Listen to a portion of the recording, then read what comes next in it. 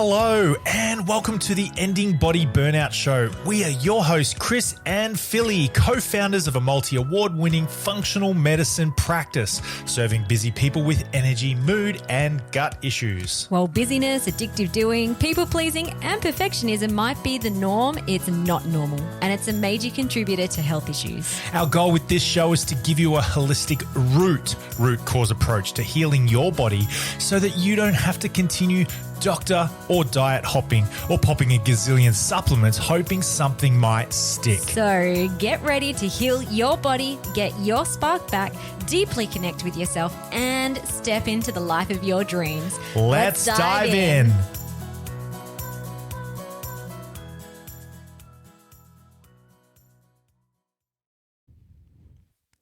Hello, welcome to the podcast. We are very excited to share this episode with you. Chris and I just recently interviewed Christopher Knight, who is a holistic practitioner, and there are a lot of similarities in his work and how we help our clients end their body burnout at a deeper metaphysical root cause level. So this conversation that we had was a lot of fun. We're speaking the same language. Christopher uses terms that are maybe a bit different to us, but essentially when you lose connection with your true and pure self, then that is when body burnout shows up in your system.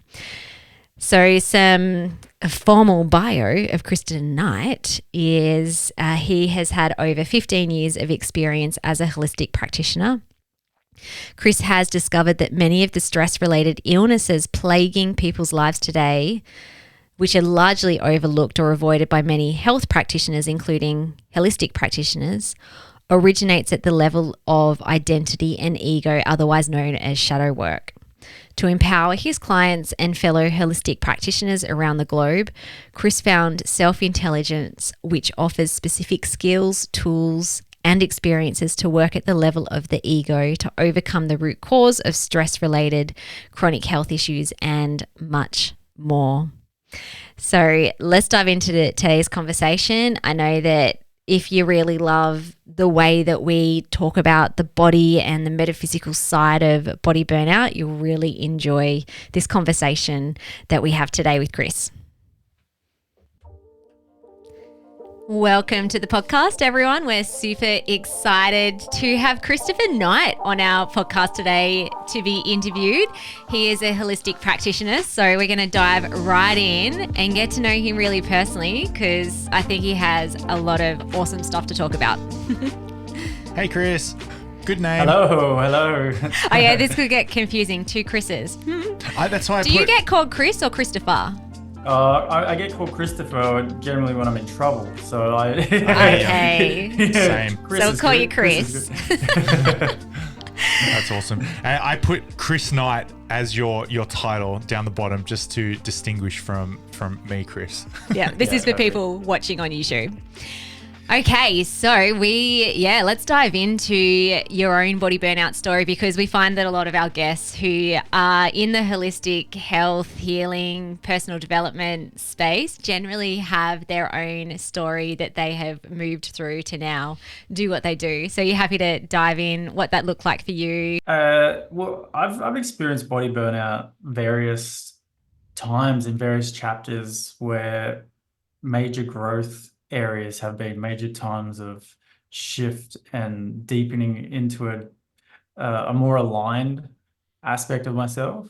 One of my first experiences of body burnout was in my early 20s, and basically everything I was doing at that time just came crumbling down on me, right? It was like a dark night of the soul. You've probably heard of this kind of concept. And there was many areas of my life that were out of control or were just not in integrity or out of alignment. And it was at the end of a relationship. And I essentially was in one of those Romeo and Juliet kind of level intensity relationships from the time I was 15 to 22 years old, which is really young. But it was like, and I think I mentioned Romeo and Juliet because they were really young, But to us at that time, it was us or death. It was us or the end of the world sort of feeling about it. And but it had its time. And at that time I had pretty toxic debt, and I also wasn't doing the work that really felt aligned with me. And I was terrified of what was going to happen if I could handle the grief of the loss of this relationship. I didn't know what I was going to do with my trajectory, where I was going. Um, and yeah, it was like the world just collapsed on me. And at that point, I had to ask questions I never asked, and start to look into ways of seeing myself that was not conditioned for me anywhere, whether that was, at home, at school, or anything like that. And the manifestation of it was, chronic health issues. So I really love speaking on a podcast that deals directly with health, because my journey has been that whenever I'm called to listen at a deeper level within myself, and if I've resisted that for some period of time, my health will show it. It's like if it doesn't show anywhere else, the body symptoms will come in and go, "Hey, you're not listening. It's time to wake up to what's really going on here." And so I had chronic back pain at that time for like 6 years, and it got me all the way to like pain management clinic kind of thing, where they're telling me you're going to have this pain for the rest of your life. You're going to have to manage it. And what came with that pain was a lot of fatigue as well. What came with that came depression. And it was like that spiral down. If anyone's experienced where health can just feel like it's just one thing after another collapsing, and it feels like, it feels dire. It's like I felt like 90 years old or something, and I was so young, and it was just like, this can't be happening kind of thing. Mm. And it was that was the very first time where I was intuitively open to things that I wasn't before, and I took the inner journey from that point. So that was one of the chapters. Yeah. Yeah. So many similarities, probably with both Chris and I, actually. But yeah, in your Yeah. 20s, doing the things. I experienced a lot of chronic back pain too, and had the x-rays, the MRIs, the physio, the chiro. In the end, they're like, there's nothing wrong with you, but maybe just give it time. It's like, no, my body is clearly trying to tell me something here. So for you, like around that, you started doing your own inner work. What do you feel like was the deepest root cause that was actually leading to the experience of body burnout? I love that question, because I love root cause. Like, root cause is my whole existence. Okay, is like intentionally focused on root cause. And I've developed, so over 15 years of continued like up and down journeys with health, and inner discovery, what's really going on inside.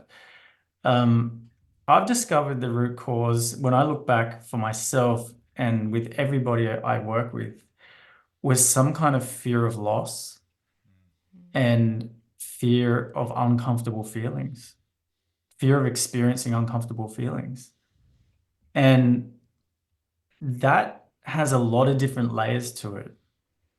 So I was terrified of losing the partner that I had at that time. I was terrified of losing the job that I had at that time that was extremely secure. I was in the public service. So I was doing really well there. I've got a whole background that I could go into that would explain why I would be so attached to that. I was uneducated. Prior to that job, I was basically semi-illiterate. So to get in a position like that was a real it was amazing. And yet my heart's saying, this is not it. This is not where it's going to end for you. And I'm like, I don't think I can handle what that unknown horizon looks like. Mm. Right. And that included the relationship I was in at that time. And if I look at both of those things, I was afraid of what I was going to lose, what I was attached to at that time. I was also afraid of not being able to handle the grief. And because grief can be debilitating, or it can seem to be debilitating, particularly when we're not culturally conditioned to really work with grief. It's a hidden, you know, taboo kind of space because it's pretty gnarly there, and it's a bit ugly and it's a bit messy, right? So there was this, and uh, so what I've continued to look at throughout my life, because at that time I was in complete denial there was fear at all. I had no conscious awareness there was fear happening at all. I wasn't sitting there going, I'm afraid of this and I'm afraid of that. Mm. That was not the conversation that was going on. And yet that's exactly what was going on. And what I've realized working with, thousands of people now is that's a really common thing that we are living in psychological fear states that are completely masked over by our sense of self, our self-image, the values we have, the beliefs we're running with, all of the things, the roles that we're playing and everything else. And it's just kind of running in the background, unnoticed, driving everything. So Mm. what was the root cause? A lot of fear, Mm. unnoticed, unacknowledged, and to this day, it's the same thing. So if I Mm. if I experience symptoms, which I do, I sometimes experience symptoms that will come up. It's a very fast process now. It was Yeah. a very long process back then, but it's extremely fast now. I can go straight to the root of it. Where's that fear connected into the circumstance that I'm currently in? Mm. And then, of course, how do I go about releasing that, which is the most important thing. So yeah, fear of loss. And I've worked with a lot of different fears because I've got a whole like list of fears that we can all relate to, right? Fear of failure, fear of abandonment, fear of losing control, fear of it just goes. There's like honestly like 100 of them that are very common to humans to relate to. For example, if I'm going to public speak, right? I might be afraid that I'm going to be rejected or not accepted by the people that I'm speaking to. I might be afraid that I'm going to say something wrong and humiliate myself. So I'm afraid of humiliation. And there's just so many of these fears, right? But if you boil them all down, it comes back to this fear of loss. Mm. And it's like, if we can be so centered around that understanding, things become very simple. Mm. But when they're not centered around that understanding, things become very complex. It's like you can do so much work on yourself for like ever and work around things and done. It's like, I'm not interested in that. It's like, what's really going on? How do we work with it? Yeah. So, Get to the Mm. nitty gritty. Get to the nitty gritty. There's a few things that I think about around that, like fear of self as well. The greatest fear that you have about yourself generally creates more fear. But also, like thinking about the nervous system, which is connected to all our body systems, connected to symptoms. Our whole system is wired for survival, and so it's also wired for safety as well. So it's interesting that you were using the word fear a lot. Like the fear yeah, will yeah. just put your nervous system into a state of fear, fight, flight, but also the nervous system would prefer to stay in chaotic familiarity. I call that the comfortable nightmare. Yeah, the comfortable nightmare. I like that one. Cool. Which is just crazy. Like our conscious, rational mind is like, that doesn't even make sense. But until you really get to like the deeper stuff that's going on in your system and create safety inside of yourself and safety essentially to be you in your body, then yeah, it's, what did you call it? A comfortable nightmare. Comfortable nightmare. That's a Yeah, play on your I- last name too. Almost. Could be. Yeah, exactly. Ooh. Could be, yeah. Trademark, Chris Knight. Now you Yes. talk a lot about working with the ego Yes. in your work. Can you talk about that? So people who, I mean, we hear the term ego, probably listeners have heard it, but some people might not know exactly what that means and why that's actually important to work with. Yeah, well, we all have different definitions of a lot of different things. So my definition of ego is anything you've become attached to and connected to be your sense of self. So this is now whatever this is, this thing has become a part of my sense of self. So that could be anything external and anything internal, anything this side of the eyes and anything this side of the eyes. So we can be identified with our home or our car or our partner or our job or our role or anything like that. We can identify ourselves with that thing. And so that's creating a shape of me by doing that. We don't realize this, but it's creating a shape that we take on to be ourselves. And then inside of ourselves, we have our emotional states and our thoughts and beliefs and perceptions. And this is creating a sense, like a feeling sense of self, which we identify as me. That's me. So, for example, what this creates is like if you were to say nice things to me right now, I could connect that to like, oh, you're talking about me, the person inside, and that person is getting, lifted up, if you like, if the comment was accepted, of course. And then it feels like, oh, thank you that you've said that to me.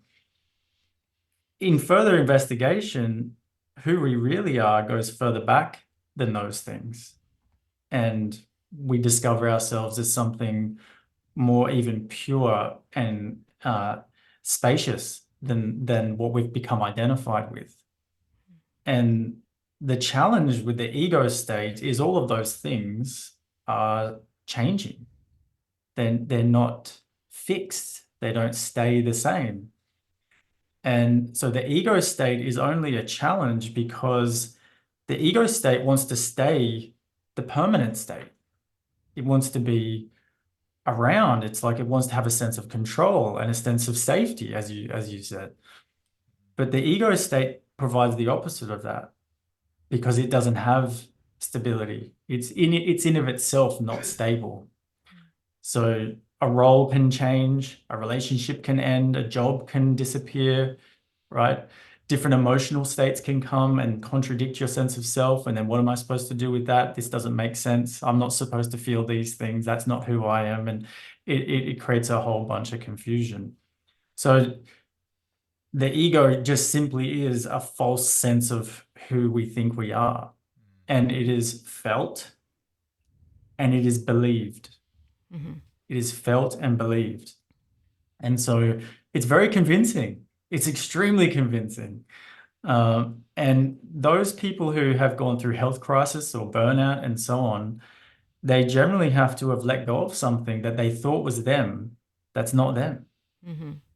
And they realize, wow, this healing journey was so powerful because I discovered at a deeper level who I actually am, not who I believed myself to be that was unquestioned. Mm-hmm. And it had to be questioned. So I had to somehow let go of something. And what I've heard from your stories is a very similar realization. Something was realized and let go of for the energy to return, because the energy is our body energy is sapped in this trying to control this very unstable sense of self. Because it is intrinsically, it is by nature insecure, it is by nature lacking, it is by nature not enough. And so that's going to show up. It's going to show up in relationships, it's going to show up at work, it's going to show up everywhere. And it's pretty exhausting, right? So you get the burnout. You end up burning out with it. Yeah. Yeah. And that I think about when we were talking about chronic pain before, oh my gosh, massive identity around being like the fit girl. It's like, look at all these things I can do with my body. This is before kids. After kids, tried to continue holding up to that identity and feeling so torn that I couldn't do the things that I used to be able to do. But I was holding on to, like as you're talking about, the ego identity, to the point that I was literally, every time I tried to pick up a barbell to do a back squat or a deadlift, like my back just kept cracking in a really bad way. Yeah. But it took me a really long time to stop that. And I think that that's just like a really practical example of what you were talking about, to then be able to say, hang on, that actually, like, that identity doesn't define my worth as a human being, like my pure worth as a human being. So therefore, in order for me to be able to heal, I must change the way I'm moving my body and exercising.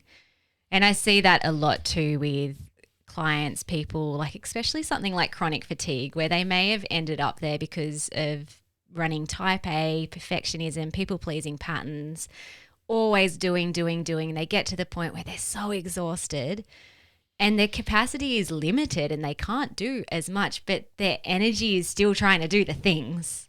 And so it gets stuck in that perpetual cycle of, it makes it really difficult to heal. So thanks for sharing that, because I love the way that you described the ego. And that's it. That's one of my first experiences myself that we can both relate to. I was going way too hard at the gym in ways that were compensatory to the ego aspect that was lacking in a certain way. And my body couldn't do it. It was failing. And then it was this frustration. My body's failing me now. You know, my body's failing me. And it's like, who's this me that my body's failing? Have I ever asked this? Right? I love it. And it's like, no, we don't question the me. We question the body. Like the body's the problem. It's like, wait a second. Right? Yeah. Are you laughing because you're thinking about your strongman days? I really resonate, but not even only purely for myself, but I see this over and over and over again. It's like my body is what are some other things? At war with me. Yeah, it's I fighting hate. me. I've got a dodgy knee, or I've got a bad back, or my body is killing me, or like it's this sort of language. There's so many different ways of doing it, but it's just like, well, hang on, how are you right now? How are you being right now? Oh, I'm exhausted. All right, well, and why are you trying to do the not exhausted stuff? Like you're not running on full capacity right now. So why are you trying to? And that's where the question is, what are you going to lose? Yeah. As soon as you understand the loss, it becomes very, very clear. And a lot of it is ego needs. Okay, so speaking of ego has a bunch of needs that have to be met. And the ego need could be, well, I need to be a physical shape, for example, to be loved and approved of. So unless I'm that shape, I don't believe I'll be loved and approved of. So that's my ego need. And this squat and this exercise regime and everything is going to fulfill that need. So I have to keep it going, right? Or there's a whole range of ego needs there that drive. I might lose my own love and approval. We can literally lose our own love and approval, right? That's what shame is about.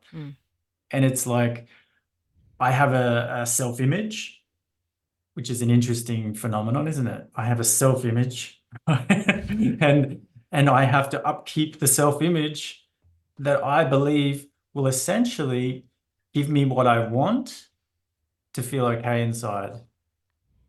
If I can present to the world in a certain way that I believe will do that, then everything will be okay. But of course, the world doesn't serve our self-image, and certainly our body doesn't serve our self-image. And that's one of the places that it becomes a rude awakening, is that the body's not on board with this idea.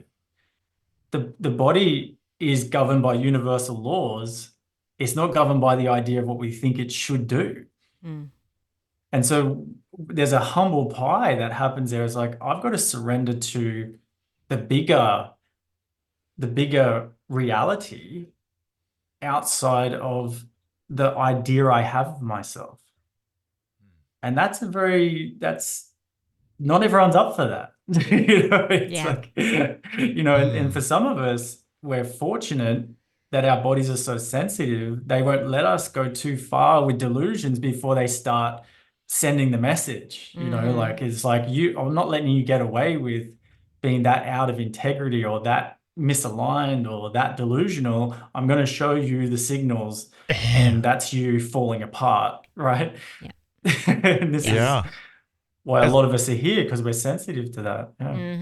I love that. And it's just kind of like the smoke alarm beeping, beeping, beeping. It's like, how long is it going to take you to get a chair or a ladder and change those batteries? It's that the back sensations is the beep. You know, the knee sensations is the beep in the smoke alarm. It's like, okay, what is your body, or what's being said here? What's the signal all about? Yeah. Yeah. And sometimes the more stubborn the person I've found, speaking from experience myself, And me. and you, and a lot of other Oh, people. and we me. talk- Let's all be in about the this. stubbornness. Let's be in the stubborn circle. You know, it brings us to a halt. Our bodies, the sensations, the experience that we're noticing. It's like someone's just duct taped a megaphone to the smoke alarm. It's like, beep, change the batteries. Yeah. Stubbornness is such an important subject, and it's a very childish aspect of the ego state to be stubborn. And that's often why it requires a softening to mature. Mm. And letting go is a part of that. The stubbornness is the hold on. That's I'm protection. I'm gonna hold on to the need to be validated, for example. I'm gonna hold on to the need for attention. I'm gonna hold on to the need to be wanted. Like, if I don't get that, I cannot be okay. Mm. So I'm so stubbornly believing that that's true. And we're not taught to question these ideas. We're not taught to question these conditioned narratives. They just run rife in our lives till our bodies fail, and then or other things fail too. Like, it's relationships is a very good example of where that happens. Finances, the body extends out to every aspect of your life. You know, it's all a reflection of yourself, to be learned. And but I love the body because the body the body represents the greatest loss, which is death.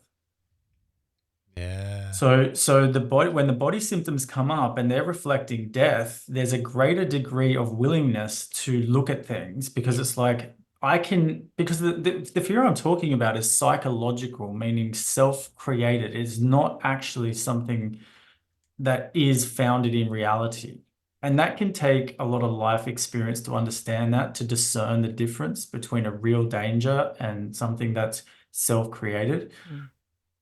So I often use the boogeyman, you know, because we can all relate to creating the boogeyman that we were afraid of, right?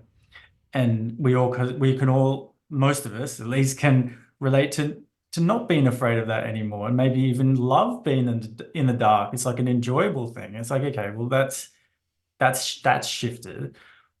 But my fear that I might miss out, that's just running rife, and it's just destroying my relationships, or my need for appreciation is killing Mm. so many different areas of my life. And it's like, but I believe it if I don't have anything else. So it's like, until you discover who you are beyond that ego state, it's the one running, it's the one driving everything. That's why I speak about the ego in that way. But you could even remove that word ego if that's distracting, and just discover what you're afraid of losing. Yeah. Yeah. And it would be the same conversation. It's the same conversation, because I think people get a bit like defensive about like the ego with all the ideas, you know. It's like, Sounds a just bit drop weird. it. Just look at the fears, that are there, and the internal fears are the ones that we often haven't investigated very much. I think people can relate more to the external fears of loss, but the internal fears of loss are driving harder than the external fears of loss, and they're the ones we're mostly unaware of. Yeah. Can we talk about the drama triangle? We love the drama triangle. I absolutely love the drama triangle. Now Yes. I know any clients listening will know what we're talking about, but for anyone else who is listening that is like, what the heck is a drama triangle and what's that got to do with body burnout and stress? Can you Yeah. elaborate? Well, my version of the drama triangle dovetails perfectly with what we're talking about now. So it goes from those fears, whatever they are. If it's not questioned and believed, that means now I've embodied this to be a reality. Then it moves to the victim state as the starting point. So, because whenever you lose something, there's the energetic of the victim, right? And then directly from there, we'll go into a rescuer role or a perpetrator role from that point. And so who we become is like a soup of this cycle within ourselves of the victim, perpetrator, rescuer. And it happens very quickly. So if anyone feels as though they're victimized by a situation, very quickly, almost the instant after, they will perpetrate against themselves or others in subtle or extreme ways. It depends on what the situation is. Subtle ways will usually come through dialogue and body language and this type of thing, or it'll come through addictions and distractions. But further out to that, it'll be really obvious things. But mostly what we're experiencing is the subtle ramifications of the victim, perpetrator, rescuer dynamic. And it's a huge conversation in relationships, right? Because it's showing up all the time there for people. But when it comes to the body, that's the state of stress that the nervous system is in. That's, producing the toxic hormones and chemicals that are breaking down the tissues of the body and stopping absorption of nutrients and oxygen and da da da da. You can go on the whole chemistry of that. But that's all happening as a reflection to me of this state. If you've taken that on and embodied that in yourself, and I've done a lot of work with I've trained people in emotional anatomy, right? So that's reading the body, reading the state that you've taken on. And and it's amazing to see when people have held those states for like long periods of time, usually because they've experienced trauma, right? They've experienced trauma in their childhood and so on.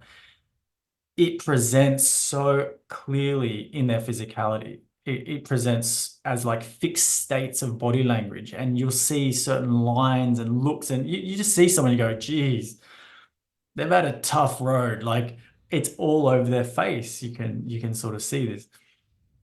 And so there's a lot to discuss around it. And I love this because it's less of a place that I tend to find people identify with. There's many areas in the health and wellness space, the holistic space, where it's like try to find your type of whatever, like whatever that is. There's a few different things opening up around the space. And I find the ego actually loves to hide in those areas. It's like, yeah, I can grab that and I can use Personality that. tests. Yeah. Um, and But whereas with the victim, perpetrator, rescuer, I don't find there's such a strong tendency to want to identify with any one of those. Do you know what I No, yeah. mean? It's just like people get a bit aggressive about it, or they're It's- like, "No, I'm not a victim. This is stupid," or like, "No, Yeah, I'm not. I'm just going to go rescue someone else so I can deflect my own issues." And exactly. And the rescuer, I coined good person syndrome. Oh, I like Um, it. and good person syndrome is one of the toughest things to see because it's so justifiable to Mhm. be in that state. And yet it is like one of the number one causes of body burnout is Yeah, being in good person syndrome. yeah, And because it's so justifiable to be there and it's so right and it's so righteous to be in that space, Mhm. to be that rescuer position. But it is such a perpetration that comes through it. Usually it's to their own bodies. Mm, So their own bodies will be the expression of where that perpetration plays out. But it is also mm. outward from there in relationships and so on. Yeah. There's often resentment that comes as well. It's like I do everything for everyone, and now I'm exhausted, and I never have any time for myself. So it's usually Oh, like yeah. we call a perpetrator aggressor. Oh, yes, yes, yes. Yeah, I literally just got Or an villain. email from someone about she's working through the drama triangle and yeah, identified with, oh, far out. Even as a little girl, I have been so worried about the world. Like that's kind of like where it can show up subtly as a rescuer that until you start unpacking the drama triangle, that actually kind of looks like a good thing, but it actually literally burns people out.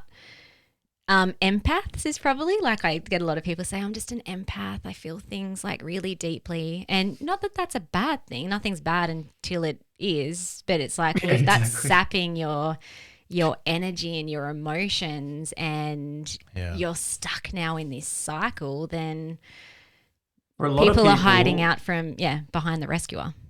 I find for a lot of people, the empath is a really clever cover for the victim mode Mm, Mm. because they're actually often a victim of their own sensitivity. mm, yeah. Because remembering those two things are the loss and uncomfortable feelings. And it's like I feel like lots of stuff, and a lot of that's making me uncomfortable, making me. I'm now a victim of what I'm feeling, and I'm going to use this identity Mm, called I'm an empath. And now, if that becomes identified with in the way that the ego would use it, it will have destructive causes because it's just because it's fear-based. Anything fear-based causes the fear to happen. mm, It's like the universal law is you get what you fear. Mm. So it doesn't protect us. This is the point. It's not like it's a wrong thing to do. It's just it's not going to work. Yeah. mm, But whenever you get an identity given to you, it feels like a relief, even like a diagnosis. How many people feel relieved when they first get a diagnosis? It's like, oh, I know what this is now. I'm clear about it. I've got this. And it's like, yeah, but that doesn't change the symptoms. That doesn't remove the responsibility to deal with what's going on. But it does feel like that when I now understand what I'm dealing with. And it's like that's externally oriented. Again, the ego is using that. It's using that to fuel itself. mm, Or that, And it's or they, innocent, of course. or they use that diagnosis to justify the management or suppression of the symptoms and the signals, and so they take medication or even things that seem on the surface to be benign, like breath work and stretching and yoga and all this sort of stuff, which is, I like. It's not nothing's bad wonderful, until helpful. yeah, but it can be used as a crutch or a management suppression type thing to look at, hey, what fear are you actually covering up? Like how come you got that? Like what's the root cause of that? Where's that come from? And then at that position, because of our conditioning, it's like, why should I be responsible to even ask that question? That's not even my responsibility. And anyone who's had chronic pain has had to come to some realization. This is my responsibility. It's not my fault. It's not a fault. It's just Mm, my responsibility to really look at this. But I don't know how to look at it. Like, where do I even start to look at it? And that's why I love speaking with people like you because you're offering mm, that, you're offering ways for people to inquire perhaps to what's really happening. mm. Yeah. Can we end with some practical takeaways for people that might be listening that could actually start moving out of whether it's the drama triangle or what to do when they're getting triggered? Like a lot of people use the word triggered. I'm feeling something, whether it's an emotional or a physical. What could be some first initial steps for someone to start moving towards holistic healing? Well, the first steps that I can resonate with in my own experience and that I, yes, support other people with is first discover who you really are as an actual realization and an experience that's not belief based, that is just self-evident. And usually that will come to some form of silence, some kind of meditation, something that brings you to the obvious that you are this awareness behind everything. And you don't have to believe that. You're not subscribing to a belief. You're just seeing the obvious. Yes, I can see a thought. Yes, I can see that emotion. Yes, I can see that. I'm the seer. I'm not the things. And have a habit and discipline around remembering that and being with that, once or twice a day, or at least once a day, coming back home to yourself. That's what, you could call it that, coming back home to yourself. So that's this is who I really am. So what happens there is you don't even have to try, but the fear is already alleviated in the fact of who you are. You're not trying something to do to get rid of the fear. You're actually coming out of it by the fact of that realization. So that's a daily kind of practice. The second thing is to learn how to identify what you're not. So this comes down to understanding thoughts and perceptions, beliefs, and so on. So for example, when you're triggered by something, there are very typical thoughts that are a part of that trigger that we as people in this society are completely unaware of happening. And they're really simple thoughts. And those thoughts, because they're not aware of, they become part of our sense of self and are lived as a reality. So if you're triggered by something, what are those thoughts? And they usually come to something that you think and believe should or shouldn't be happening. For example, this shouldn't be happening, or this should be happening. So now I'm in an argument with reality and I'm believing that, and that should and shouldn't is always tied back to something that this fear is going to be lost in that, which the nervous system is then triggering off the whole biological process. There's usually what if thoughts. What if this doesn't go right? What if I go on that plane and it crashes? What if this relationship failed? What if these kinds of thoughts will generally be behind this trigger, and the what if will be felt, experienced in the body, and now that's me. That's me who's in the vibration of that. There are needs, and there's a whole range of thoughts that I have.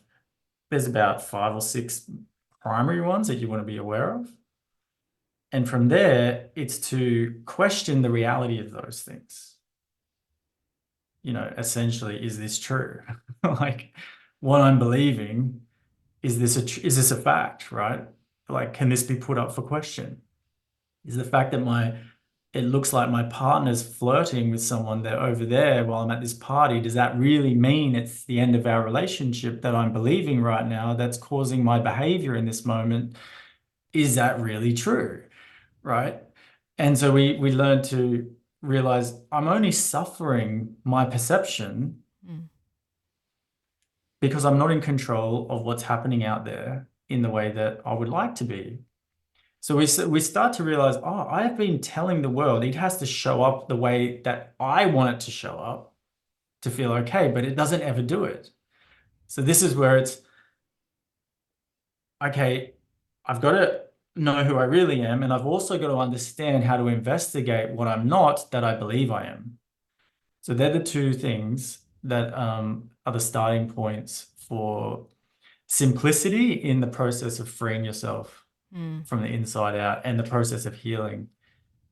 Because healing cannot happen whilst those things are believed.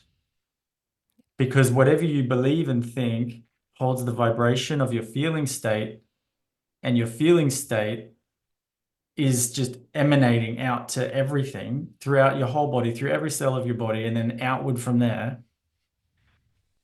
So until we learn to do that, now no one can tell me, particularly in our day and age, maybe it's changing now, but we didn't get one subject at school even what a belief was. Did we? They No. never sat down and gone, this is what a belief is. Mm. And this is what a feeling is, and this is what an emotion is, and this is what nothing of that has been said to anybody I until more recently. I studied psychology at university, and I'm pretty sure they didn't talk about beliefs. They talked a lot No. about behavior. Yes, yes. Because you can diagnose behavior and it keeps it there, it keeps it out there, it keeps it external, you see. Because the world is terrified of realizing we don't know who we actually are. We love going around with this false idea of that, as if like we're walking around knowing who we are. But if you ask anybody, who are you? They're like, oh, well, if you ask me directly, I'm not really sure. Mhm. But in my general life, I seem to know what I'm doing, you know, to some extent, right? Yeah. And it's a taboo subject, this self-discovery. And yet when you actually get involved with it, it's so practical. It's the Mm. most practical thing. Now, I'm not interested in fluff and spiritual woo-woo. I don't have any interest in any of that. I'm interested in how does investigating ourselves impact the practicalities of our life? How does it help you be better in your relationships and look after your home and do like why does someone have hoarder? Why is someone a hoarder, for example? It manifests as hoarding. Mm. They're afraid of loss. They're connected to it in their identity and they've made it a part of themselves. They cannot let it go because they would be lost with the letting go, you see. It's like it's in The everything, garage. I right? just have to say, the garage needs The a good garage. cleaning So out. It does. yes, and it is, and they say cleanliness is next to godliness, next to No God in godliness, my garage. right? Right. So, so the two practical things that I love practical, I love you asked that, is first, have a practice in your life that reminds you of who you are beyond who you feel you are, that small person. Everyone can relate. There's this kind of like small person, particularly when you're challenged, it goes really small, right? If you're going to go to public speak, all of a sudden you're this big, you go to public speak and now you're this big, right? That person, discover who you are beyond that daily. Be with that. That's your source of peace and fulfillment and sanity and everything that we value to be, stand up as a human. And Mm. then secondly, learn to investigate and question and don't mistake this as mental work because it's not mental work. It's awareness work. Mm. Love it. Embodiment. Sometimes people get a bit averted to they're like, I don't want to work I what's want to do going that on out. I don't want to mindset work. Yeah, I don't want to do stuff. that mind stuff. It's like, no, this is awareness work. Mm. You are becoming aware of what you're not so that you can be free of your own prison sentence. Mm-hmm. Because we all discover in the healing journey, I was in my own way. How do I get out of my own way? Mm. Right. Mm. So yes, this is essentially what it's come down to. But the ego in everybody is not going to like what I've just said. It's too simple. It's like, no, no, no. You don't Freaking out understand right my now. special, you don't understand my special situation. You don't get what it's like for me. And it's like, no, it's the same for everyone. Everyone has a unique experience with the same thing, but the core of it's the same. Yeah. So everyone has a unique experience with that, yeah. This has been so good. We could talk for hours, but we better wrap up. Yes. How can people connect with you if they want to learn more? And you also have a free workshop, Wake Up Experience. Do you want to just, let our listeners know how they can find you? Yeah, well, if you want to, everything I've just said there, if you want to have access to that, I mean, we're in the day and age where we basically give everything away. So, for nothing, to just offer up like so much value. The Wake Up Experience gives you everything of what I just spoke to in terms of the how to of self-discovery and self-inquiry. And your link will be there. It's called the Wake Up Experience, Yeah. and it's a massive aha moment. It's a massive awakening. If you're in confusion or overwhelm and stress, or just feeling a bit lost and want to feel really centered, then that's the invitation, and you can start that straight away. And as for my services, I do one-on-one coaching with people. Um, you can find me under chrisknight.com.au. And I also have a community who come together to do the work. You could consider it like inner gym, if you like. It's just something that people have as a part of their life. And we do awareness practices every week. We do meditation together every week.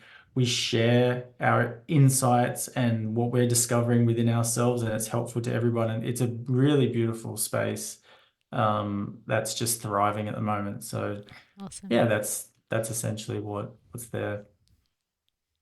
So good. Yeah. Thank you so much. Thank you, Chris, for coming on. It's been awesome chatting to you. I've got a Lots of notes. lot of notes.